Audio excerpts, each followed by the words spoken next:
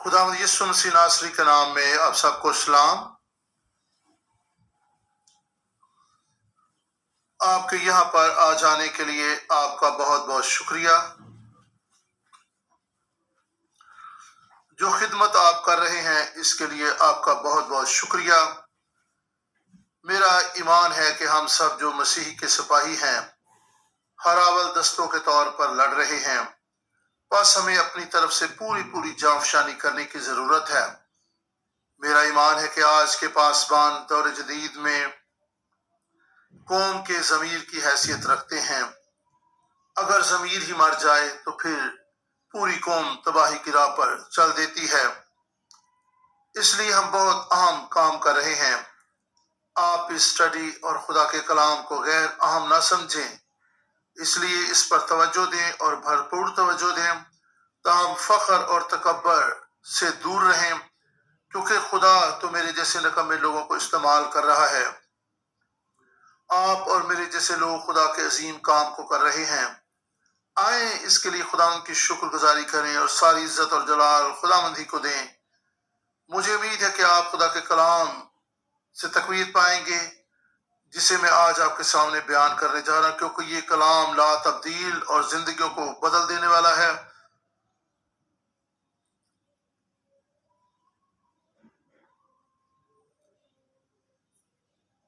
आज हम देखेंगे कि मसीह के नसबनामे का तीसरा दौर कैसा दौर था। मखलसी की तारीख के सिलसिला की 5वीं किताब से हम देखेंगे मजमून अब्दी अहद का वादा है। हम स्टडी करने वाले हैं इसी मौजू को। हम मुख्तसर तौर पर खुदावंद यीशु मसीह के नसबनामा पर नजर डालेंगे। ये इब्राहिम, इसहाक और यकूब से शुरू होता है। नसबनामा की एक फरिस्त होती है। नसबनामा में बुनियादी चीज नाम ही है, और नाम कोई गैर अहम चीज नहीं है। ईमान पर अमल करके दिखाने वाला बाप इब्राहिम, और हम इन नामों के वसीला से जो हमें नसबनामा में नजर आते हैं, बाइबल मुकद्दस को समझना शुरू करते हैं। इन नामों के पीछे वो तारीख पशीदा है जो कई सदियों पर महित होती है। यहूदा, फारस, हसरून, राम, अमीनदाब। हम देखते कि राम और अमीनदाब के दौरान 400 बरसों का दौरानिया पाया जाता है, यानी 400 सालों की तारीख बाइबल मुकद्दस में मौजूद नहीं है। इस तरह सलमून और बोइस के दरमियान 300 बरसों का दरमियानी अरसा पाया जाता है। बाइबल मुकद्दस इन बरसों के तलक से भी खामोश है कि इन बरसों के दौरान क्या हुआ, कौन से लोग पैदा हुए, कौन सी कौमें हो गुजरी, वो कौमें कैसी थीं। हम मसीह के नसबनामा में दाऊद को देखते हैं जो कि पहला दौर है। इस तरह दूसरा और दौर दाऊद के साथ शुरू होता है। सुलेमान, रुभाम, अबिया, आसा, यहूसफत, योराम, हिस्किया, बनसी, अमून और इस तरह दीगर नाम भी मत्ती रसूल की मार्फत लिखी की इंजील के पहले बाब की 7 आयत से 10 आयत तक देखे जा सकते हैं। ये यहूदा की जनूबी सल्तनत के बादशाहों के नाम हैं। ये कुल 20 बादशाह हैं, और इन बादशाहों में सिर्फ 5 बादशाह दुरुस्त अच्छे करार पाए जो खुदावंद से लिपटे रहे और खुदावंद की राहों पर चलते रहे।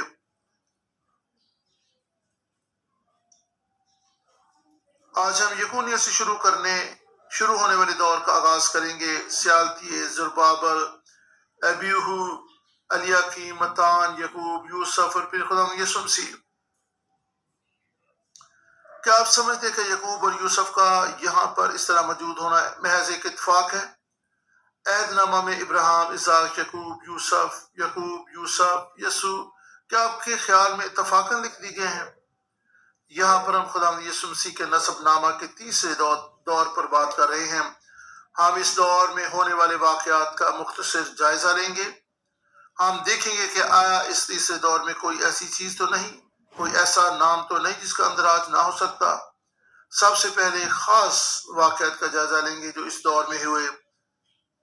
यहोवाकिन 579 कबल अज़ मसीह बाबल के असीरी में ले जाया गया।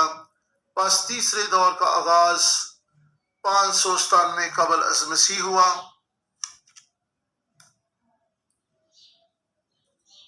और इसका अख्ताम خدا یسوع مسیح کے پیدائش سے 4 سال پہلے ہوا، بس یہ کل عرصہ 593 برسوں پر محیط ہے۔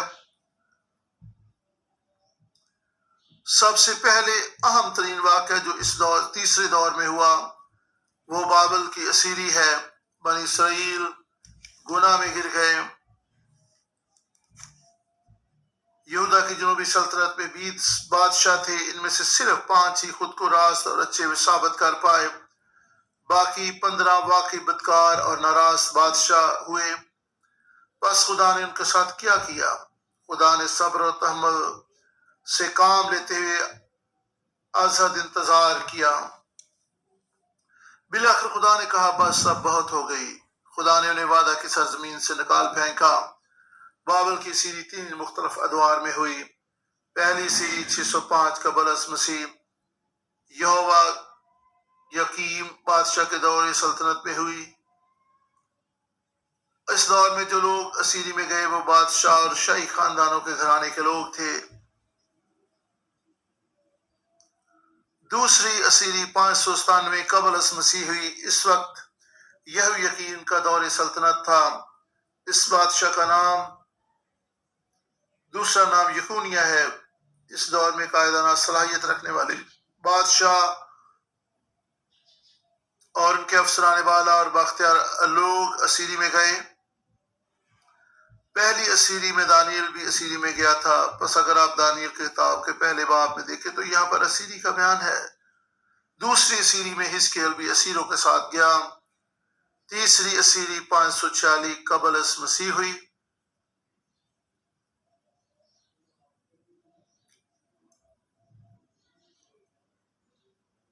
بس یہ 3 سال 3 دن ہے۔ ہمیں یاد رکھنا کہ 586 سے 597 اور پھر 597 سے 300 قبل از مسیح، یہ 3 ادوار ہیں۔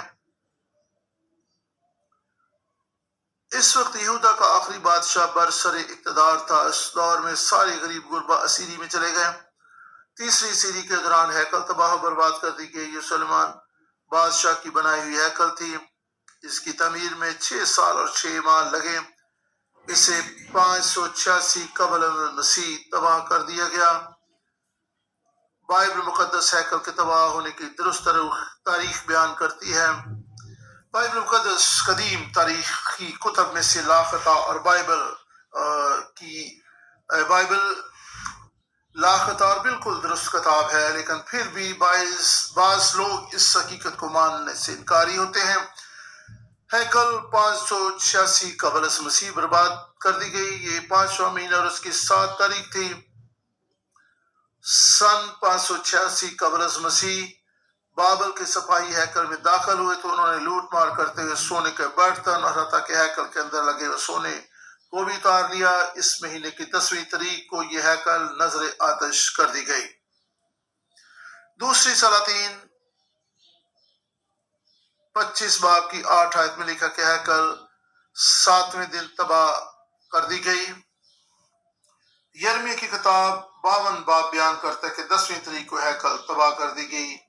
یہاں پر 3 دن کا فرق نظر آ رہا ہے۔ ہم اس فرق کو کیسے سمجھ سکتے ہیں؟ 10 تاریخ کو ہیکل کو جلا کر راکھ کر دیا گیا تھا، جیسا کہ پہلے بھی بیان کیا گیا کہ 3 مختلف ادوار میں لوگوں کو اسیری میں لے جانے کا کام ہوا۔ یکونیہ ایک بدکار اور ناراض بادشاہ تھا۔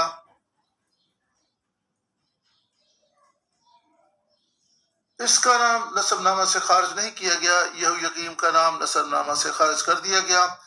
اگرچہ وہ برا بادشاہ تھا لیکن اس نے ایک اچھا کام کیا تھا۔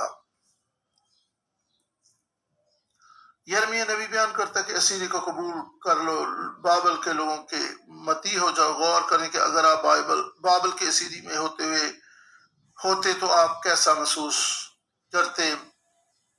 اس کے سوا سبھی بادشاہوں نے نافرمانی کی۔ مجھے نہیں پتا کیوں، لیکن اس نے یرمیہ نبی کے الفاظ یاد رکھے، وہ تابع ہو گیا اور اس نے یرمیہ کے الفاظ کو قبول کر لیا۔ یہی وجہ کہ اس کا نام خدا یسوع مسیح کے نسب نامہ میں شامل کیا گیا۔ یہاں پر ہمارے سیکھنے کے لیے ایک زبردست نقطہ ہے، اور وہ یہ کہ جو خدا یسوع اس کے کلام کو قبول کرتے ہیں وہ کبھی ختم نہیں ہوتے، وہ روشن رہتے ہیں اور ان کا نام زندہ رہتا ہے۔ تیسرے دور میں ہونے والی سیری کے دوران کئی ایک ناموں کا اندراج نہ ہوا۔ یہاں ہم دو بادشاہوں پر غور کریں گے، یہو یقیم اور حزقیہ کو خاص کر دیا گیا۔ کچھ اور نام بھی ہیں جنہیں نسب ناموں میں شامل نہیں کیا گیا جو زربابل کے دور میں ہوئے۔ مجھے اس بات کا کیسے علم ہے؟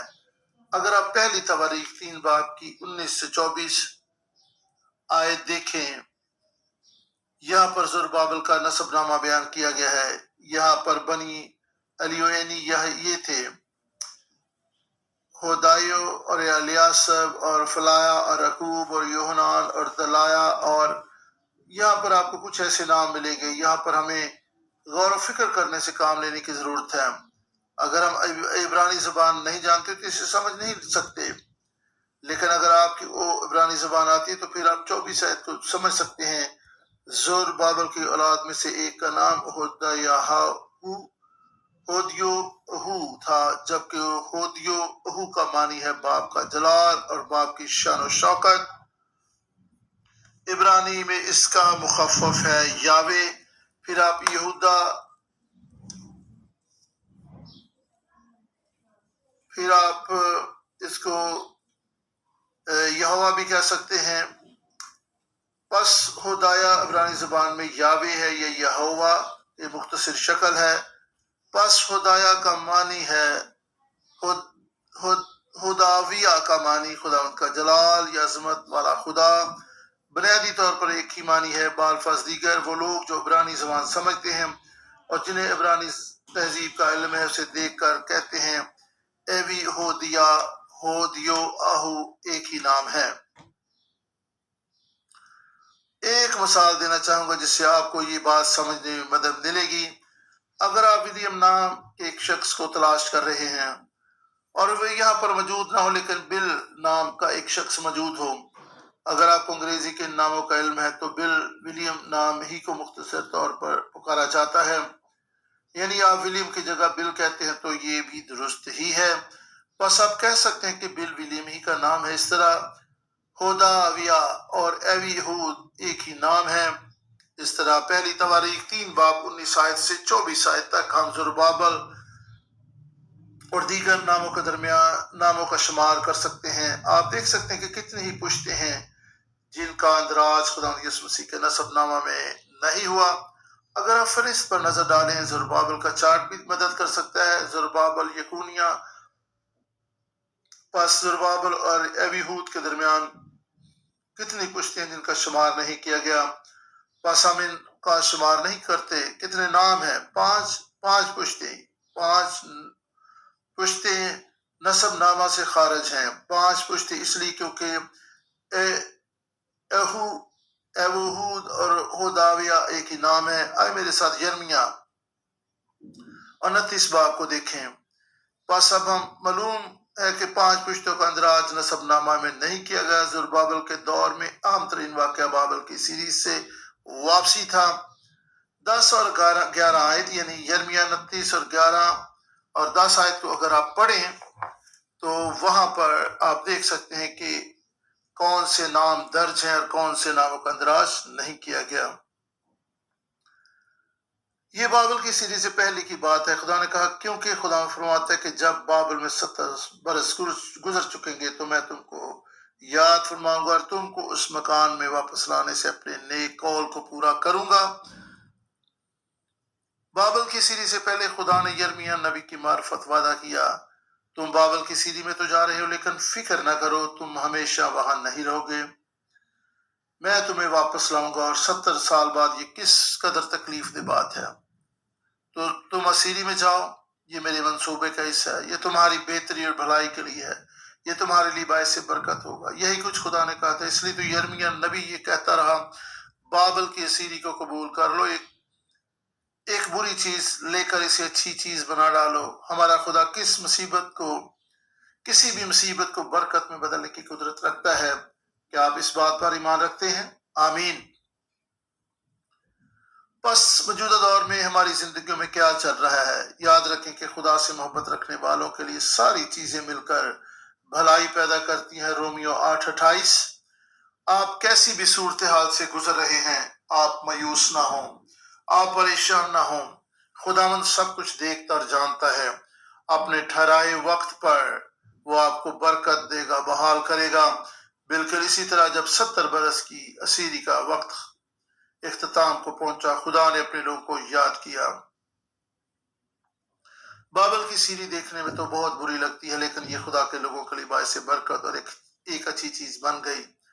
70 برس بعد وہ بابل سے واپس لوٹے۔ پہلی سیری 537 قبل از مسیح ہوئی۔ اس وقت قیادت کی ذمہ داریاں زربابل اور یشوع سردار کہن سنبھالے ہوئے تھے۔ یہاں پر قائد زربابل ہے۔ اس اسیری سے واپس لوٹنے کا مقصد ہیکل کو تعمیر کرنا تھا۔ ڈاکٹر فل کو یاد رکھیں، جب پہل مہاجر امریکہ آئے تو انہوں نے سب سے پہلے کیا کیا؟ جی ہاں، انہوں نے گرجا گھر بنائے۔ اس ہزاروں تک کہ خدا کی حکمرانی اس زمین پر ہے۔ دوسری اسیری 548 میں عزرا کاہن کی قیادت میں ہوئی، جو ایک نمایاں شخصیت ہے۔ اس پر ہم بعد میں بات کریں گے۔ اس دوسری اسیری کا مقصد لوگوں کے ایمان کو مضبوط کرنا تھا، کیونکہ ظاہری طور پر ہیکل تو تعمیر کر لی گئی تھی، لیکن لوگوں کے دل ایمان کی روشنی سے منور نہ ہوئے تھے۔ ایسی صورتحال میں ہیکل کا کیا فائدہ ہونا تھا؟ بس عزرا اسیری سے واپس لوٹا تاکہ وہ اپنے لوگوں کو بائبل مقدس کی تعلیم دے، تاکہ وہ ایمان میں مضبوط ہوں۔ تیسری اسیری 444 قبل از مسیح ہوئی۔ نہمیہ کی قیادت میں مقصد دیوار کی تعمیر کرنا تھا۔ یہ کیوں کر اہم تھی؟ دیوار کی تعمیر کیا اہمیت رکھتی تھی؟ دیوار کی تعمیر شہر کی محافظت کی علامت تھی، کیونکہ یہاں ہی سے پہرے دار شہر کی حفاظت کرتا تھا۔ دیوار غیر قوموں کو اندر داخل ہونے سے روکتی تھی اور کوئی بھی شہر پر حملہ نہیں کر سکتا تھا۔ پس آئیں حزقیل 42 باب 20 آیت کو دیکھیں کہ یہاں پر دیوار کی تعمیر کا مقصد کیا تھا؟ پاک اور ناپاک میں تقسیم۔ اگر آپ حزقیل 42 باب 20 آیت کو دیکھیں تو آپ کو یہاں پر پاک اور ناپاک میں تقسیم دیکھنے کو ملے گی۔ پاک اور ناپاک کو الگ کرنا اس دیوار کی تعمیر کا مقصد تھا۔ کیا خدا کے لوگ ہوتے ہوئے ہم روحانی دیواریں کھڑی کرتے ہیں؟ کیا کبھی رک کر ہم نے کہا کہ ہم خدا پر توقع کر سکتے ہیں؟ یہ چیز ایک پاک اور یہ چیز پاک ہے اور وہ چیز آلودہ ہے۔ ہماری کلیسیا میں پاک اور ناپاک میں امتیاز ہونا بہت عام ہے۔ پاسبان کی ذمہ داری کو پاک اور ناپاک میں فرق کریں۔ مقصد کلیسیا میں سے لوگوں کو نکالنا نہیں بلکہ کلیسیا میں لے کر آنا ہے، لیکن ہم پاکیزگی کو برقرار اور ناپاکی کو کلیسیا سے خارج کرنا چاہتے ہیں۔ اس کے لیے ہمیں روحانی دیوار کھڑی کرنی ہے۔ یہی کچھ تو نہمیہ نے کیا تھا۔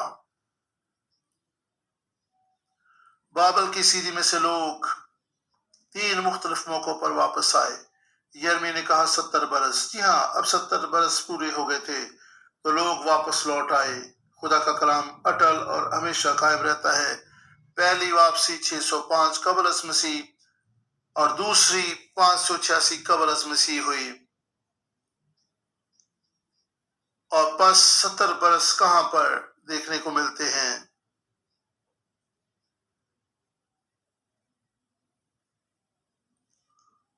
جب زربابل نے ہیکل کی تعمیر کا کام مکمل کر لیا تو اس وقت 516 قبل از مسیح کا دور تھا۔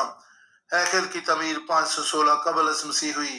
اس ہیکل کو 586 قبل از مسیح تباہ کیا گیا، یعنی 70 برس پہلے۔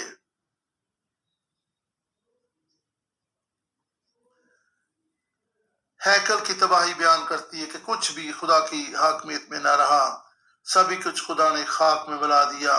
اب ہیکل کی تعمیر سے ہر ایک چیز بھی پھر سے خدا کی ملکیت ہو گئی۔ بس ہیکل کی تباہی اور تعمیر نو کا درمیانی عرصہ 70 برس ہے۔ اس عرصہ کے دوران یہی کچھ ہوا۔ اس کے بعد کون سی پشتیں حساب کتاب سے خارج کر دی گئیں؟ ابیہو کے بعد کسی پشت یا کس گھرانے یا پشت کو خارج کیا گیا؟ اس نام سے خدا یسوع مسیح تک۔ مسئلہ یہ کہ لوگ عہد عتیق میں کہیں نظر نہیں آتے۔ ان کا اندراج نہ ہو کیونکہ عہد عتیق کا اختتام یہاں پر ہو گیا، بس ان لوگوں کے بارے میں ہمیں درست طور پر علم نہیں، صرف یوسف اور خدا یسوع مسیح۔ پس ہم کیسے معلوم کر سکتے کہ کون سے گھرانے اور کتنی پشتوں کے اندراج نہ ہو سکا؟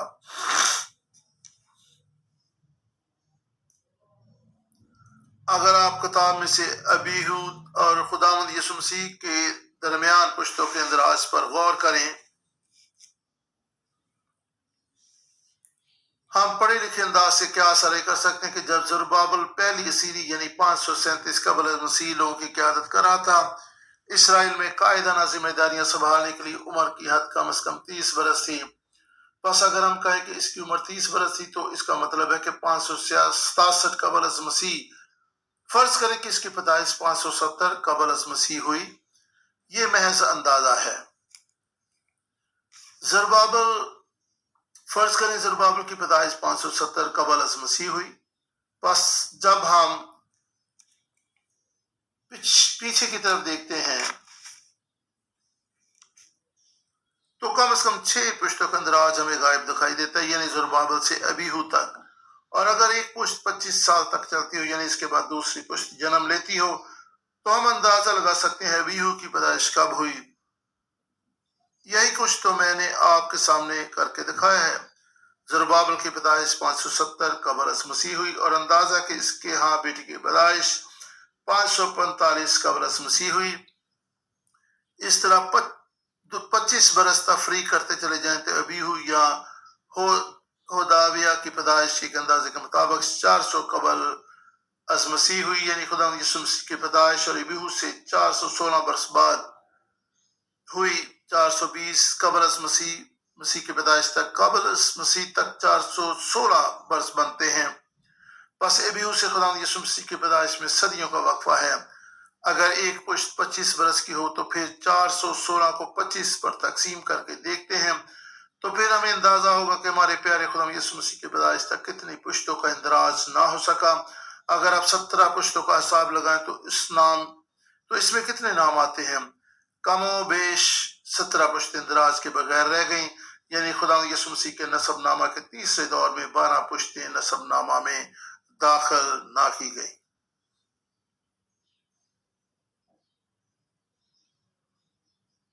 ایک اور دلچسپ بات میں آپ کے سامنے بیان کرنا چاہتا ہوں۔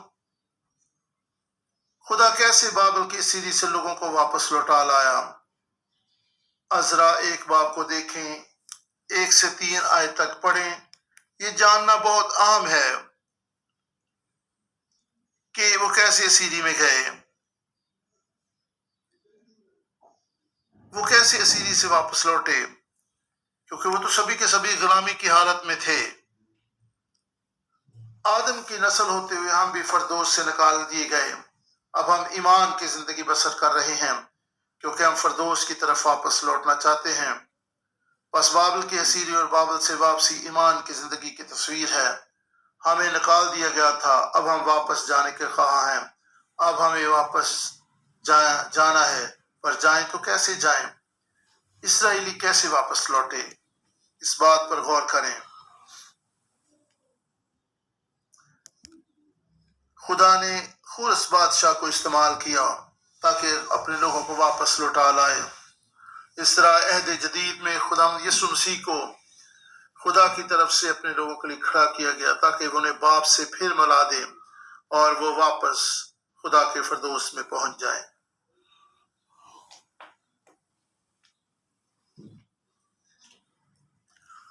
عزرا 1 باب کی پہلی 3 آیات کو دیکھیں۔ اور شاہ فارس خورس کی سلطنت کے پہلے سال میں، اس کے لیے کہ خدا کا کلام جو یرمیہ کی زبانی آیت تھا پورا ہو، خدا نے شاہ فارس کا دل ابھارا، سو اس نے اپنی تمام مملکت میں منادی کرائی اور اس مضمون کا فرمان بھی لکھا کہ شاہ فارس خورس یوں فرماتا ہے کہ خداوند آسمان کے خدا نے زمین کی سب مملکتیں مجھے بخشی ہیں اور مجھے تاکید کی ہے کہ میں یروشلم میں جو یہودا میں ہے اس کے لیے ایک مسکن بناؤ، پس تمہارے درمیان جو کہ اس کی ساری قوم میں سے ہو اس کے ساتھ وہ یروشلم کو جو یہودا میں ہے جائے، اور خداوند اسرائیل کے خدا کا گھر جو یروشلم میں ہے بنائے۔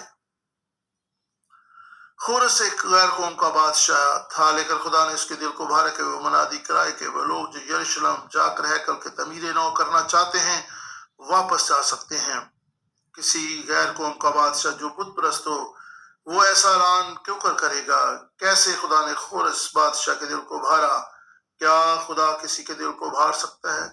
جو کچھ یہاں پر ہو رہا ہے کیا آپ اس پر غور کر رہے ہیں؟ جی ہاں، خدا دلوں کو بدلنے کی قدرت رکھتا ہے۔ امثال کی کتاب میں لکھا ہے بادشاہ کا دل خدا کے ہاتھ میں ہے، وہ پانی کے نالوں کی طرح اسے جدھر چاہتا ہے پھیر سکتا ہے۔ دانیل 1 کی 21 آیت کو دیکھیں۔ دانیل خورس بادشاہ کے پہلے سال تک زندہ تھا۔ یہ بہت اہم آیت ہے یہ کیوں کر اہم ہے؟ اکثر اوقات ہم اس آیت کو پڑھتے ہیں اور بس اس پر غور نہیں کرتے، لیکن چھوٹی سی چھوٹی آیت قابل غور ہے، اس لیے تو بائبل مقدس کو غور سے پڑھنا چاہیے۔ دانیل 10 کی پہلی آیت کو دیکھیں۔ شاہ فارس خورس کے 3 سال میں دانیل پر جس کا نام بیلشزر رکھا گیا ایک بات ظاہر کی گئی، اور وہ بات سچ اور بہت بڑی تھی، اور اس نے اس بات پر غور کیا اور اس رویا کا بیان بھی کیا۔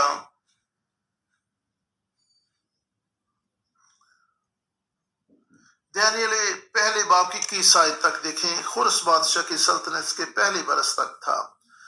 10 کی پہلی آیت 3 برس تک وہ زندہ تھا۔ پس دانیل 1:21 کا یہاں پر کوئی غلطی ہے؟ نہیں۔ کیا دانیل نے خورس بادشاہ کے پہلے برس میں کون سا اہم کام انجام دیا تھا؟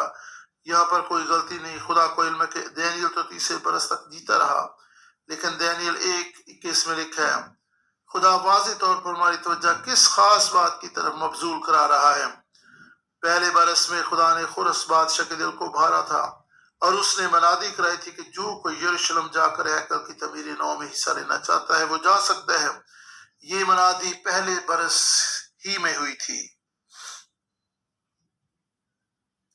1 کی 21 آیت بیان کرتی ہے اور دانیل خورس بادشاہ کے پہلے سال تک زندہ تھا۔ ہم پر واضح کیا جا رہا ہے کہ دانیل ایک اثر و رسوخ والی شخصیت تھا۔ چونکہ دانیل ایسے رتبے اور ایسے مقام پر تھا کہ وہ ایسا کر سکے، وہ بادشاہ کے متحد 3 کمشنر میں سے ایک تھا۔ اگر آپ دانیل کی کتاب کو دیکھیں، دانیل سبب بنا کہ یہ غیر اقوام کے بادشاہ رب الفاظ کو عزت اور جلال دیں۔ جب اس نے خواب کی تعبیر کی، نبوکدنضر چونک اٹھا اور خدا کو عزت اور جلال دیا۔ جب دانیل شروع کی مان سے نکلا، اس نے دارا بادشاہ کو حیرت میں ڈالا، اس نے بھی اسرائیل کے خدا کو جلال دیا۔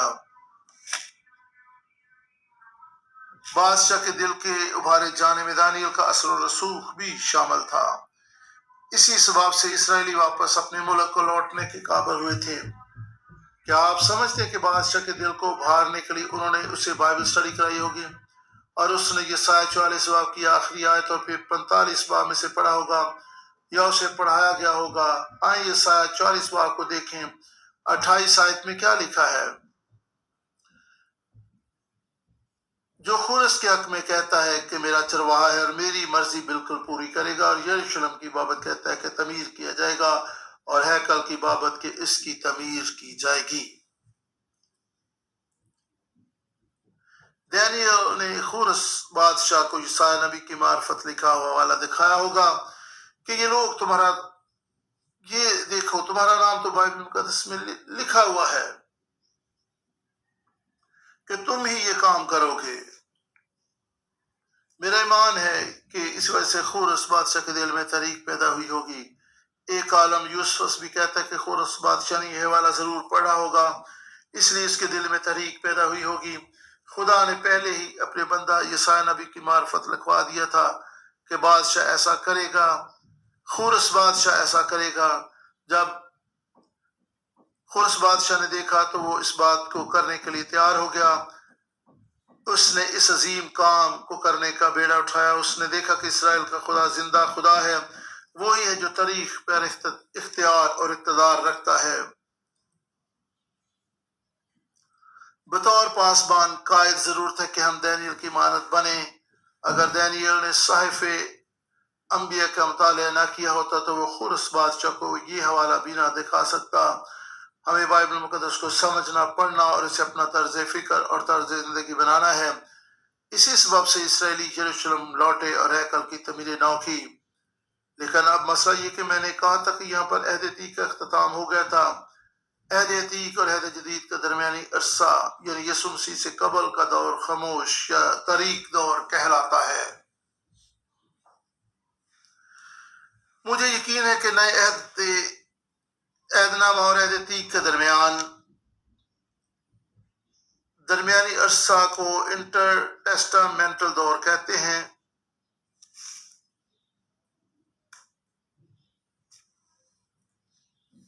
بعض لوگ اسے خاموشی کا دور بھی کہتے ہیں۔ کوئی نبی، کوئی مکاشفہ نہیں تھا، اسے طریقے کے 400 برس بھی کہتے ہیں۔ روحانی طور پر یہ ایک طریق دور تھا۔ پھر خدا یسوع مسیح کے پیدا ہونے تک کیسے لوگ اپنے ایمان پر قائم رہے۔ عزرا نے بائبل مقدس کو ایک کتاب کی شکل دی کیونکہ وہ ایک فقیر تھا۔ بابل کی اسیری گویا روحانی زلزلہ تھا۔ اسرائیلیوں میں ایک ہلچل مچ گئی کیونکہ وہ سمجھ گئے کہ وہ برگزیدہ نسل ہیں، کوئی ہمیں شکست نہیں دے سکتا، ہم تو خدا کے لوگ ہیں۔ پھر کسی نے آ کر انہیں شکست دی۔ وہ یہ سمجھتے تھے کہ ہیکل خدا کا گھر ہے اور کوئی اسے ہاتھ نہیں لگا سکتا، لیکن پھر ان کے دشمنوں نے اسے ملیہ میٹ کر ڈالا اور اسرائیلیوں کو اسیر کر کے لے گئے۔ عہد عتیق کی رہنمائی کو دیکھیں۔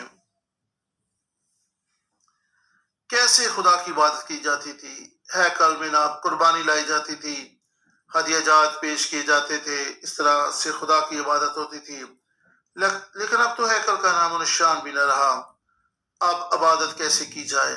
عبادت کرنے کا تو کوئی طریقہ اور سلیقہ ہی نہ رہا۔ اب یہاں پر خدا کیا کرنے والا تھا؟ کیا خدا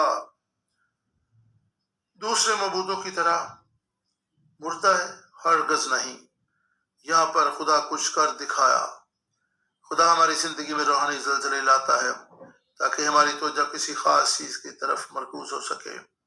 پھر عزرا آگے بڑھا، اس نے سب کو سکھایا کہ خدا کا کلام اہم اور بہت ہی اہم ہے۔ عہد عتیق میں لکھی گئی روحانی رسومات بہت اہم تھیں کیونکہ انہیں خدا کی عبادت کے لیے استعمال کیا جاتا تھا۔ اب دور جدید میں خدا کہہ رہا ہے کہ رسومات نہیں بلکہ میرے کلام کے مطابق چلو، یعنی جو کچھ اس میں لکھا ہے اس پر ایمان لاؤ اور نجات پاؤ۔ جی ہاں، اب ہمیں کسی رسم کی پیروی نہیں کرنا۔ نجات پانے کے لیے سادہ سا طریقہ ہے اور وہ یہ کہ آپ خدا یسوع مسیح کے صلیبی کام کو سمجھیں، خدا یسوع مسیح کے صلیب پر کی گئے کام کو قبول کریں، اس کے مر جانے پر ایمان رکھیں اور اس کے مردوں میں سے جی اٹھنے پر ایمان لائے اور قبول کریں، اور اس بات پر ایمان رکھیں کہ یسوع مسیح ہمارا سردار کائن ہے، تو آپ نجات یافتہ ہیں، آپ نئے سرے سے پیدا ہو جاتے ہیں، خدا کا روح آپ کی زندگی میں آتا ہے کیونکہ یسوع ہی ہماری نجات اور راست بازی ہے۔ عزرا پہلا شخص تھا جس نے عبادت خانہ بنایا۔ وہ ایک اونچی جگہ پر کھڑا ہو کر منادی کرنے لگا جیسے کہ آج ہم کرتے ہیں۔ اس کا آغاز عزرا اور نہمی نے کیا تھا۔ چونکہ عزرا کو علم تک کہ خدا کا کلام انتہائی اہم ہے، اس نے کیا کیا؟ اس سے پہلے وہ خاموشی کے دور میں داخل ہوئے۔ خدا نے عزرا کو توفیق عطا کی وہ عہد عتیق کو ایک کتاب کی صورت میں مرتب کرے، یعنی مختلف صحائف کو جوڑ کر ایک بڑی کتاب بنائی گئی۔ کیونکہ آج کے دن جو عہد عتیق آپ کے پاس ہے، اس میں سے توریت کی پہلی 5 کتب موسیٰ نے لکھی۔ اس کے علاوہ یشوع، قضات، روت اور سیموئیل کی کتابیں سیبول نبی نے تصنیف کی، سلاطین، یرمیہ اور پھر دیگر انبیاء نے بھی کتب لکھی۔ یہ سب الگ الگ کتابیں تھیں، یہ کتاب کی شکل میں نہ تھی، یہ الگ الگ تھیں۔ انہوں نے دعا کر کے خدا کے کلام کو ایک کتاب کی صورت میں اکٹھا کیا۔ خدا کا کلام لا خطا بالکل درست ہے۔ اس دور میں انہوں نے خدا کے کلام کو اکٹھا کیا، یعنی ایک کتاب کی صورت میں یکجا کر دیا۔ یہ کام 400 سال قبل از مسیح ہوا تھا۔ ملاکی کی معرفت آخری نبوت سے پہلے خدا نے اپنے لوگوں کے لیے کتاب مقدس کو اکٹھا کیا۔ اگرچہ اس وقت کوئی نبی، کوئی نیا مکاشفہ نہیں ہے، لیکن ہمارے پاس بائبل مقدس موجود ہے جسے ہم پڑھتے ہیں اور اس سے رہنمائی لیتے ہیں۔ خدا کا کلام یہاں پر ہے۔ اب آپ کو رہنمائی کے لیے کسی شخص کی طرف جانے کی ضرورت نہیں، اس کو پڑھیں، سمجھیں اور اس پر عمل کریں اور دوسروں کو بھی اس کی تعلیم دیں۔ میں نے ابھی کہا کہ آپ کو رہنمائی کے لیے کسی شخص کی طرف جانے کی ضرورت نہیں۔ اس کا ہرگز یہ مطلب نہیں کہ آپ کسی پاسٹر سے تعلیم نہ پائیں۔ کہنے کا مقصد یہ ہے کہ خدا کا کلام ہمارے قدموں کے لیے چراغ اور ہماری راہ کے لیے روشنی ہے، اور ہمیں صرف اور صرف اس کی طرف رہنمائی لینی ہے کہ کوئی اور ایسا طریقہ استعمال نہیں کرنا جو خدا کے کلام کے منافی ہو، تاہم بائبل مقدس کی جن باتوں کو ہم نہ سمجھیں، اپنے پاسبانوں کے پاس جائیں اور ان کو سمجھیں۔ ابراہیم پارک نے پہاڑ پر ایک عرصہ گزارا، لگ بھگ 3 سال انہوں نے پہاڑ پر گزارے اور وہ بائبل مقدس کو بار بار پڑھتے رہے۔ بائبل مقدس ہی بنیادی چیز ہے جس کو ہم نے پڑھنا ہے، تاہم دوسری کتب بھی ہم پڑھ سکتے ہیں، لیکن دھیان رکھیں کہ وہ کتابیں جو آپ پڑھتے ہیں وہ بائبل مقدس کے متضاد نہ ہوں، آپ کے ایمان کے متضاد نہ ہوں۔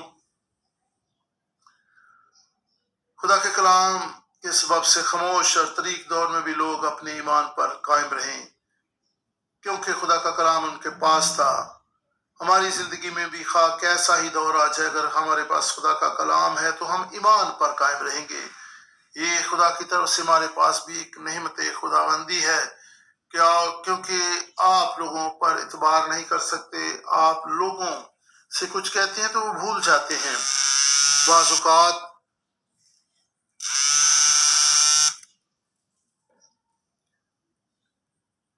اوقات لوگ ہمیں طرح طرح کی تعلیم بھی دیتے ہیں، بعض اوقات وہ آپ کی بات پر عمل پیرا بھی نہیں ہوتے یا پھر سستی سے کام لیتے ہیں۔ اس لیے خدا نے اپنے کلام کو تحریری صورت میں کتاب کی شکل دے دی ہے۔ یہ کتاب سچ اور برحق ہے۔ خدا نے موسیٰ سے کہا وہ سب کچھ لکھ لے۔ بائبل لکھے جانے کے درست طریق بھی ہمیں معلوم ہے۔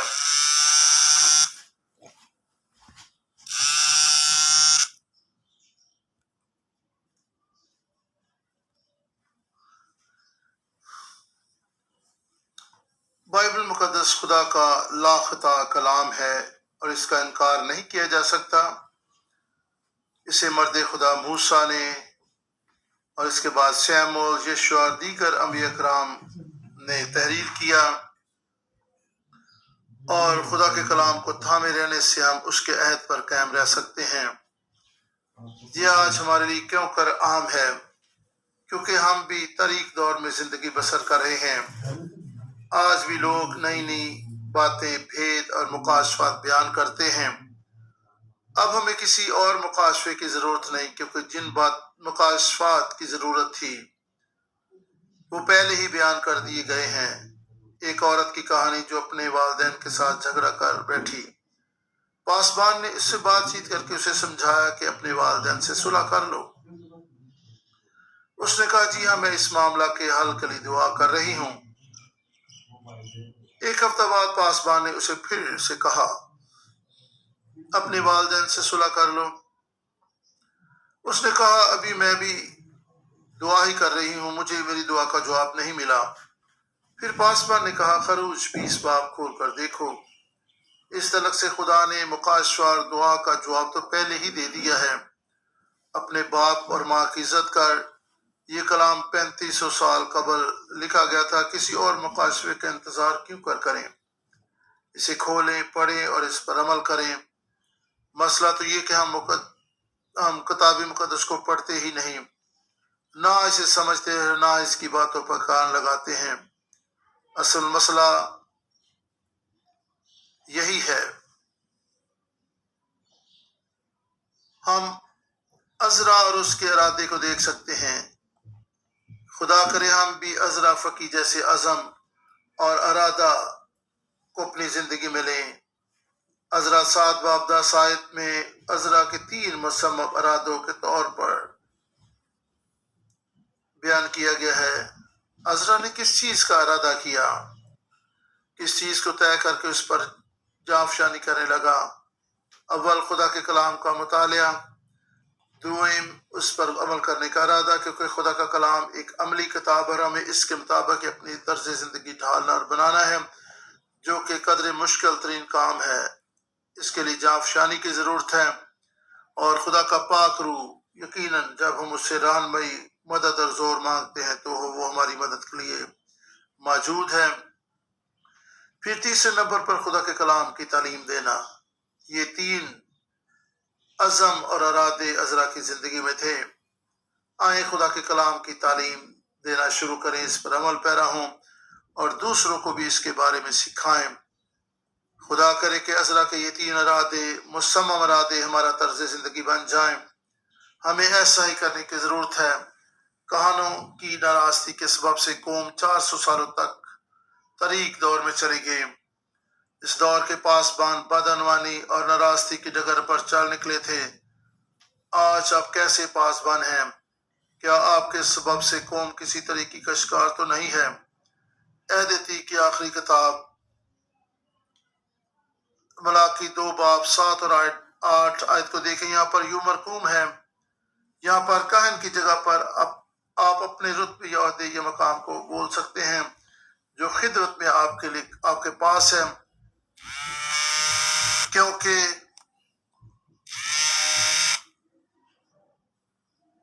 ہم خدا کے پیغمبر ہیں۔ یہ ہے اصل مسئلہ۔ ملاکی کی معرفت یہ آخری مکاشفہ تھا جو ملا۔ کہان کے لب معرفت کی باتوں کو محفوظ رکھیں۔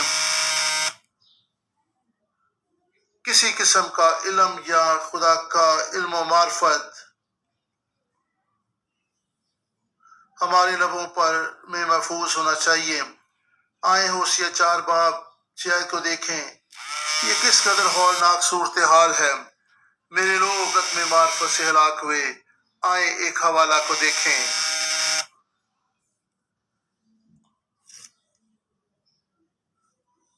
خدا کے کلام میں ہم دیکھتے ہیں کہ خدا کا کلام بیان کرتا ہے کہ میرے لوگ عدم معرفت سے ہلاک ہوئے۔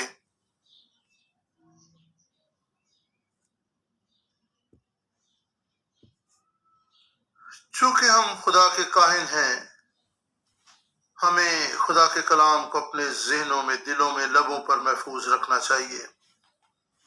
خدا کے کلام میں لکھا ہے کہ کاہن کے لب معرفت کی باتوں کو محفوظ رکھیں۔ کس قسم کا علم یا خدا کا علم و معرفت ہمارے لبوں میں محفوظ ہونا چاہیے؟ خدا کے نجات کا علم، خدا یسوع مسیح کی ذات اقدس کی پہچان اور صلیب پر کیے گا کام ہمارے لبوں پر محفوظ ہونا چاہیے۔ اگر آپ ہوشیہ 4 باب اور 6 آیت کو دیکھیں تو یہاں پر آپ خدا کے کلام کو دیکھ سکتے ہیں کہ یہاں پر بیان ہے کہ لوگ خدا کا علم نہ رکھنے کے سبب سے، خدا کی بھید کی باتوں کو نہ جاننے کے سبب سے برباد ہوئے، اور خدا نہیں چاہتا کہ ہم خدا کے کلام کی باتوں سے بے بہرا رہیں۔ یہودی خدا کے کلام کی باتوں سے بے بہرا تھے، بمطابق رومیو 10 باب 3 سے 4 آیت۔ انہیں علم نہیں تھا کہ خدا یسوع مسیح کون ہے، انہوں نے اصل میں کیا کرنا ہے۔ جو کچھ ان کی اپنی عقل کے مطابق درست معلوم ہوتا تھا وہ کرتے تھے۔ وہ اسی تعلق سے پرجوش تھے لیکن عقل سے خالی تھے۔ ان کے جوش و جذبے کو دیکھے کہ انہوں نے یسوع کو ہلاک کر ڈالا، کیونکہ وہ معرفت اور پہچان سے خالی تھے۔ اگرچہ یہ خدا کا منصوبہ تھا لیکن ان کی عدم معرفت بالکل عیاں ہے۔ آئیں اعمال 13 باب کی 27 آیت کو دیکھیں۔ بائبل مقدس بیان کرتی ہے کہ اگر وہ جانتے، خدا یسوع مسیح کو جانتے کہ بائبل مقدس نے اس کے تعلق سے پہلے ہی پیشن گوئی کر دی ہے تو وہ خدا کے بیٹے کو جو اس دنیا میں آ چکا تھا ہلاک نہ کرتے۔ وہ اس پر ظلم و ستم کر کے اسے مصلوب نہ کرتے، لیکن انہوں نے عدم معرفت کے سبب سے ایسا کیا۔ وہ لا علمی میں ایسا کر رہے تھے۔ ہم بھی کئی ایک ناراست کام عدم معرفت کے سبب سے کرتے ہیں۔ بائبل مقدس کو نہ سمجھنے کے سبب سے انہوں نے ایسا ہی کیا۔ شاید وہ بائبل مقدس پڑھتے تو ہوں گے جیسے کہ ہم بھی پڑھتے ہیں، لیکن بہت دفعہ سمجھنے سے قاصر اور پھر عمل کرنے سے بالکل ہی قاصر رہتے تھے۔ بائبل مقدس کو ایسے پڑھیں، سمجھیں کہ آپ کا طرز زندگی اس کے مطابق بنتا اور ڈھلتا چلا جائے۔ ایسا کرنے سے خدا کا کلام ہمارے لیے کھلتا چلا جائے گا۔ مخلصی کی تاریخ کے سلسلہ میں لکھی گئی کتابیں ہمیں ایسا کرنے اور سمجھنے میں ہماری مددگار ثابت ہوتی ہیں۔ خدا نے ہمیں یہ کتابیں اس لیے فراہم کی ہیں، ہم انہیں استعمال کریں یا نہ کریں۔ بطور پاسبان ہمیں معرفت اور علم دوست ہونا چاہیے۔ اپنے بائبل کے ایمان کو محفوظ رکھیں، عذرا کی مانند بن جائیں، جس نے ارادہ کر لیا تھا کہ وہ خدا کے کلام کا مطالعہ کرے گا، اس پر عمل کرے گا اور دوسروں کو خدا کے کلام کی تعلیم دے گا۔ 2000 قبل حکمرانوں اور مذہبی رہنماؤں نے لوگوں کو غلط تعلیم دی، اسی لیے انہوں نے یسوع کو مصلوب کر دیا۔ جب یسوع آئے گا تو کیا وہ زمین پر ایمان پائے گا؟ یعنی وہ ایمان جو بائبل مقدس کے عین مطابق ہے۔ کیا آپ بائبل مقدس کے خدا پر ایمان رکھتے ہیں؟ کیا آپ کے خیالات اور تصورات خدا کے بارے میں کیسے ہیں؟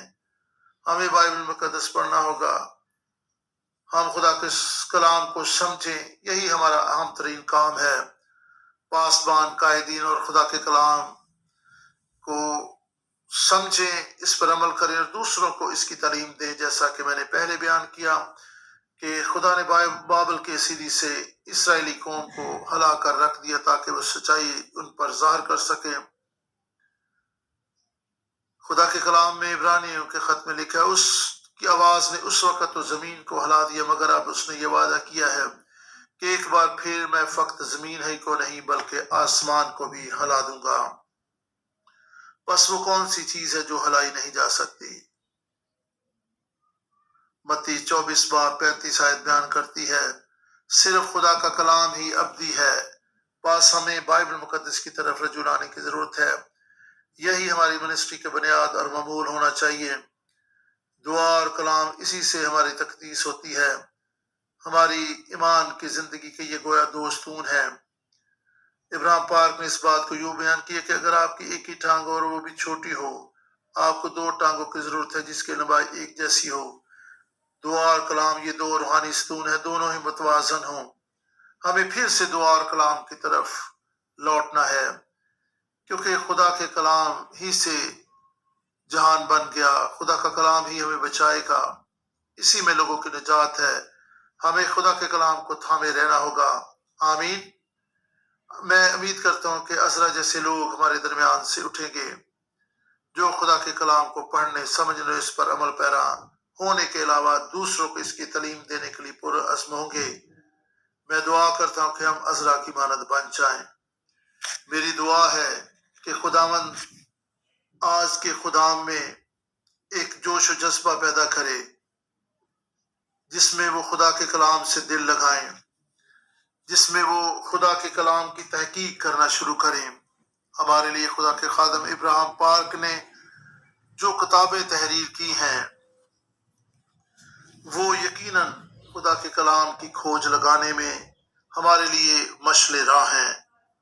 اس لیے بہت ضروری ہے کہ ہم جو اس خدمت میں شامل ہیں، یعنی ہورا منسٹری میں شامل ہیں، ابراہیم پاک کی کتابوں کو پڑھیں، غور سے پڑھیں، اور جو سچائیاں اور خدا کے کلام کی تعلیم ہمیں یہاں پر دیکھنے کو ملتی ہے، ہم ان پر عمل پیرا ہو سکیں۔ میں آپ کے سامنے بیان کرنا چاہوں گا کہ آج کے لیکچر میں ہم نے کیا سیکھا۔ ہم دیکھ سکتے ہیں کہ وہ تاریک دور جس میں خدا کے نبی برپا نہ ہوئے، وہ تاریک دور جہاں کوئی لیڈر نہیں تھا، تو بھی خدا کا کلام اپنے لوگوں کے لیے رہنمائی ثابت ہوا۔ خدا کا کلام اپنے لوگوں کے لیے ایمان کی تقویت کا باعث ہوا، اور وہ خدا کے کلام کو تھامے رہے اور ایمان اور کلام کے سبب سے وہ قائم اور ثابت قدم رہے اور خدا یسوع مسیح کی آمد کے منتظر رہے، یعنی خداوند کے تجسم ہونے کا انتظار کرتے رہے۔ اور غور کریں کہ اس دور میں بھی خدا اپنے لوگوں کو بھولا نہیں۔ ہماری زندگی میں بھی کئی دفعہ تاریک دور آ جاتے ہیں، خدا کلام کرنا بند کر دیتا ہے، لیکن اس کا مطلب یہ نہیں کہ خداوند ہمیں دیکھ نہیں رہا۔ وہ ہماری دعاؤں کو نہیں سن رہا، ہرگز ایسا نہیں ہوتا۔ آپ اس وقت جب خدا کی آواز نہ سن رہے ہوں، خدا کے کلام کو تھامے رہیں۔ اس وقت آپ خدا کے کلام پر ایمان سے قائم رہیں۔ خداوند آپ کے حالات سے واقف ہے، خداوند آپ کی صورتحال سے واقف ہے، خداوند آپ کے معاملات کو جانتا ہے، خداوند ہر ایک چیز سے واقف ہے۔ وہ آپ سے نہ تو دستبردار ہوگا اور نہ آپ کو کبھی چھوڑے گا۔ خداوند چاہتا ہے کہ وہ ہمیشہ آپ کے ساتھ رہے، وہ آپ کے ساتھ ہی رہنے کے لیے آیا ہے۔ خدا کے کلام میں لکھا ہے اس کا نام ایمانویل رکھیں گے، جس کا ترجمہ ہے خدا ہمارے ساتھ۔ آپ خدا کے کلام کو تھامے رہیں۔ ایک اور بات جو قابل غور ہے، وہ عزرا خدا کا بندہ ہے جس نے عزم کیا کہ وہ خدا کے کلام کو سمجھے گا، اس پر عمل کرے گا اور اس کی تعلیم دے گا۔ خدا آج بھی ایسے ہی لوگ چاہتا ہے جو خدا کے کلام کو سمجھنے کے لیے اس سے دل لگائیں، اس کے کلام پر غور کرتے ہوئے اسے قبول کر لیں، اس کو سمجھیں، اس پر عمل پیرا ہوں اور اس کی تعلیم دینے کے لیے اٹھ کھڑے ہوں۔ اور پھر ہم نے یہ بھی دیکھا کہ خداوند نے کس طریقے سے اپنے لوگوں کو سیری میں سے واپس لانے کا انتظام کیا، کس طریقے سے خداوند نے بادشاہ کے دل کو ابھارا۔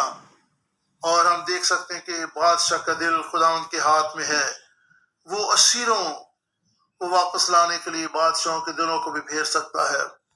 آپ کے حالات خواہ کیسے بھی کیوں نہ ہوں، آپ کیسی بھی صورتحال سے گزر رہے ہوں، خداوند آپ کے لیے لوگوں کے ذہن اور دلوں کو تیار کرے گا، آپ کو فیور دے گا، کیونکہ خدا کے کلام میں لکھے کہ بادشاہ کا دل خداوند کے ہاتھ میں ہے، وہ اسے پانی کے نالوں کی طرح جدھر چاہتا ہے پھیرتا ہے۔ خدا کا کلام اٹل ہے، ساری چیزیں ہل جائیں گی، لیکن خدا کے کلام کے تعلق سے لکھا کہ وہ اب تک قائم ہے۔ پھول کھلتا ہے، مرجھاتا ہے، لیکن خداوند کا کلام اب تک قائم ہے۔ اور خداوند یسوع مسیح نے خود کہا کہ آسمان اور زمین ٹل جائیں گے لیکن میری باتیں ہرگز نہ ٹلیں گی۔ جس طرح پرانے عہد نامہ میں خداوند نے 70 برس کی اسیری کا وقت پورے ہونے پر خداوند نے اپنے لوگوں کو واپس بلایا، خورس بادشاہ کے دل کو ابھارا، وہ آج آپ کے لیے بھی اپنے کلام کو پورا کرے گا۔ آپ کلام پر ڈٹے رہیں، خداوند کا انتظار کرتے رہیں، خداوند کے لیے قائم اور مضبوط رہیں، اور آپ دیکھیں گے کہ خداوند اپنی قدرت کو کس طریقے سے آپ کی زندگی میں ظاہر کرتا ہے، کیونکہ خدا کے کلام میں لکھا ہے کہ خداوند اپنے کلام کو پورا کرنے کے لیے ہر وقت بیدار رہتا ہے۔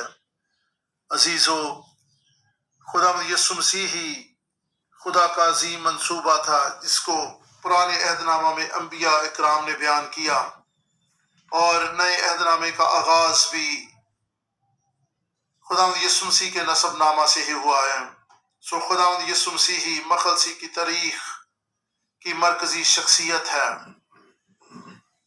اور خداوند یسوع مسیح ہی کو جانیں اور اس سے دل لگائیں، وہی نجات کا مبدا ہے، وہی خلقت کا مبدا ہے، اور اسی کے وسیلہ سے نجات ہے۔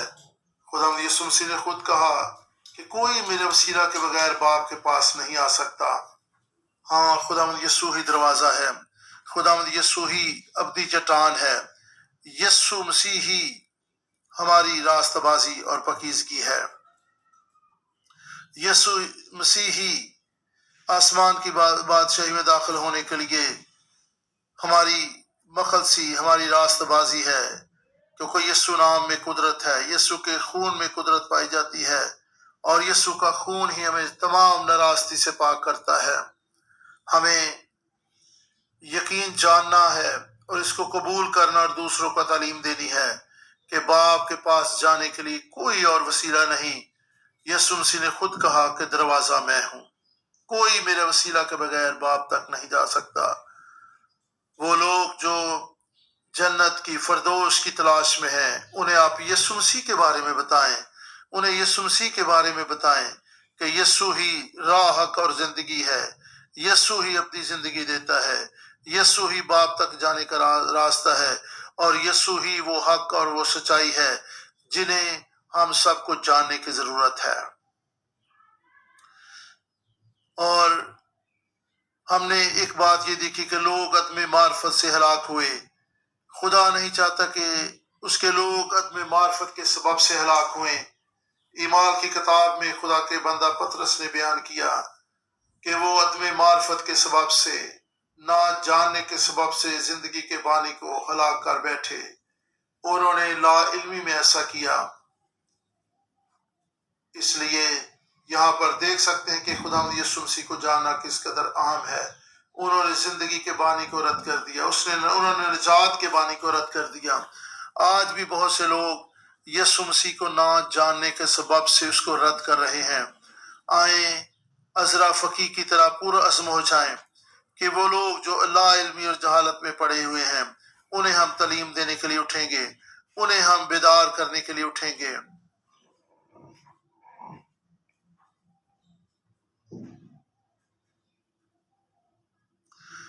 ایسا نہ ہو کہ آپ محض خدا کے کلام کو پڑھنے والے ہوں، یا دوسرے لوگ جو آپ کی زیر تربیت ہیں وہ محض خدا کے کلام کو پڑھنے والے ہوں، بلکہ آپ خدا کے کلام پر غور کریں اور دیکھیں کہ کس طریقے سے خدا کا کلام جو ہے وہ معرفت اور حکمت کے خزانوں سے بھرا ہوا ہے۔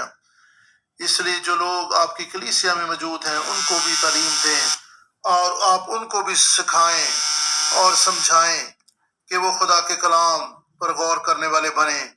آپ انہیں بھی سمجھائیں کہ وہ خدا کے کلام کی سچائیوں پر غور کریں، کیونکہ خداوند یسوع مسیح کے بارے میں پرانا عہد نامہ ہمیں تعلیم دیتا ہے، نیا عہد نامہ اور اس یسوع کو منکشف کرتا ہے۔ اس لیے ہمیں خدا کے کلام سے دل لگانا ہے، ہمیں خدا کے کلام پر غور کرنا ہے، ہمیں خدا کے کلام کی تعلیم دینی ہے، ہمیں خدا کے کلام کی تعلیم کے مطابق عمل کرنا ہے، اور دوسروں کو بھی یہی سکھانا ہے۔ میں چاہوں گا کہ ہم خداوند کے حضور میں جھکیں اور آج کے کلام کے لیے دعا کریں۔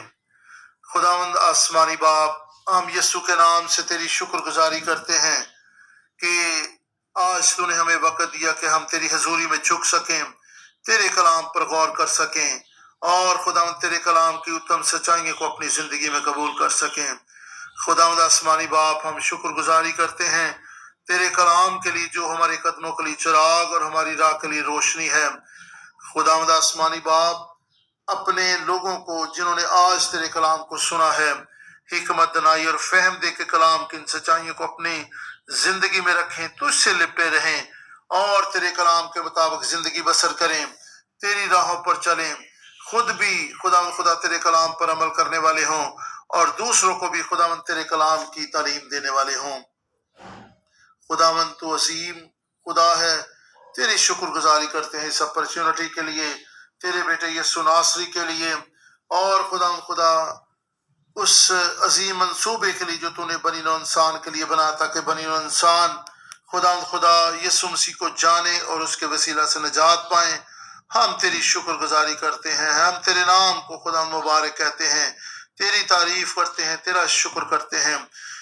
حاضرین کو خدا تو برکت دے، جنہوں نے آج تیرے کلام کو سنا ہے خدا انہیں برکت دے، اور خدا اس چرچ کو اور خدا پاسبان کو، اس کی خدمت کو، کلیسیا کو خدا تو برکت دے۔